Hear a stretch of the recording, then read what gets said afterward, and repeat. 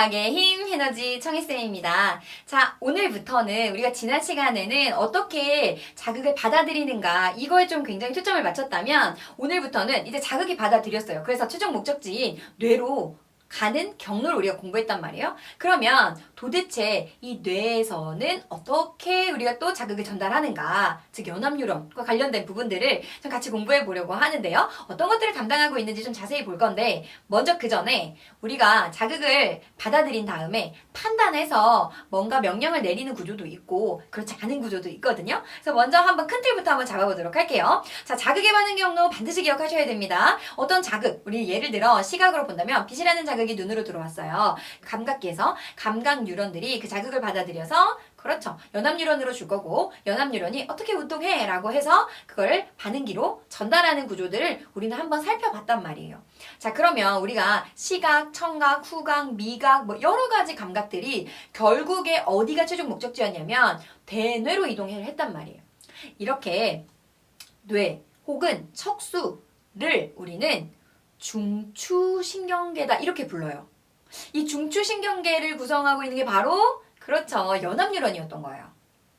이해가 되시나요? 자, 그럼 이 중추신경계에 얘가 관여하고 있는 반응들이 있어요. 모든 반응이 다 중추신경계가 관여하는 반응은 아닌데 이렇게 중추신경계가 관여하는 반응을 우리는 대뇌가 판단해서 너 그렇게 행동해 라고 명령을 하는 거기 때문에 그걸 의식적인 반응이라 그래요. 근데 선생님 그렇지 않은 반응도 있나요? 있어요. 예를 들면 선생님 우리 친구들이요 라면 끓이다가 모르고 뭐 손잡이 같은 걸 잡았는데 뜨거워 하면서 손을 확 놓을 때가 있죠. 그런 경로를 생각해 보면 만약에 뜨겁다 대뇌로 가서 지금 온도가 뜨거워 그럼 다시 손을 놔 라는 명령까지 하게 되면 손이 어떻게 되겠어요? 너무 많이 다쳐요.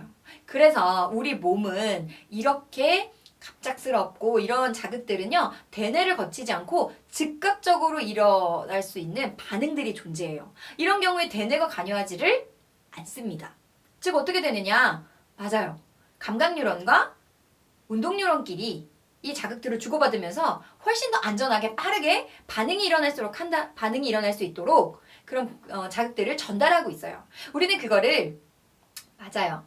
무의식적 반응이라고 하는데 우리는 그렇게 중추신경계와 좀 반대대로 그런 말초신경계와 관련된 얘기들도 좀 나중에 한번 해보려고 해요. 그래서 먼저 굵직하게 우리 친구들 오늘은 중추신경계와 관련된 얘기를 할 거다 정도 기억을 하시고 앞에서 얘기했던 의식적인 흐름과 의식적인 반응과 무의식적 반응, 우리가 무조건 반응이라고 하기도 하는데요. 좀 구분해서 기억을 한번 해보도록 할게요. 자, 의식적 반응을 보면 자극을 받아들이죠. 감각기를 통해서 그러면 감각 신경한테 줄 거고 이 감각 신경을 구성하고 있는 게 감각 뉴런이었던 거예요. 결국 최종 목적지인 대뇌로 이동하는데 이 대뇌가 바로 중추신경계다라고 기억하시면 되겠죠. 자, 그다음 운동 신경에게 줄 거고요. 운동할 수 있도록 반응기로 준 다음에 결국 반응하게 되는 거예요. 됐나요? 되셨죠? 이렇게 대뇌가 관여하는 반응을 우리는 의식적인 반응이라고 하고 대뇌가 관여하지 않을 수도 있거든요. 급박하게 이루어질 때. 안전하게 우리 몸을 보호하기 위해서. 자, 자극이 와요. 자극을 감각기에서 받아들이죠. 감각신경한테 줘요. 이거 감각 뉴런이 구성하고 있는 거예요. 거기까지 똑같은데 대뇌까지 갔다 오면 너무 오래 걸리는 거예요. 그래서 즉각적으로 반사할 수 있도록 그 반사 중추라고 하는데 연수, 뭐 중간내, 척수 이런 것들이 존재해요. 네, 여기서 빠르게 그냥 어떻게 해? 어떤 대뇌의 명령이 아니라 바로 즉각적으로 일어날 수 있대요. 그러면 바로 운동 신경이 가서 어떤 반응을 하게 되는 이걸 우리는 무의식적 반응, 무조건 반응이다 라고 기억하시면 되겠습니다. 예를 들어 우리 친구들 무릎 반사 같은 거 해봤죠? 이렇게 탁 치면 무릎이 탁 올라오는 거야. 이런 게 바로요 우리 친구들 대표적인 무의식적 반응이다 라고 보시면 되겠습니다. 근데 오늘은 우리가 중추신경계를 좀 더 자세히 공부할 거니까 중추신경계라고 하면 맞아요 뇌를 얘기하는 거거든요. 대뇌. 그래서 대뇌가 어떻게 구성되어 있는가 좀 살펴보면 중추신경계라고 하는 것은 일단 감각기에서 받아들인 자극을 판단하는 거야. 이건 이런 자극이야. 그러니까 이런 반응을 해야 돼. 반응할 수 있도록 명령하는 거거든요. 이런 대부분의 이 중추신경계는 뇌와 척수로 구성이 되어 있습니다.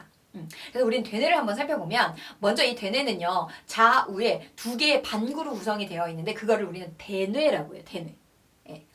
자극을 종합적으로 판단하고 해석하고 해서 명령을 내리는 부분이 바로 이 대뇌예요. 우리가 공부했을 때 대부분의 자극이 최종 목적지가 바로 이 대뇌였잖아요.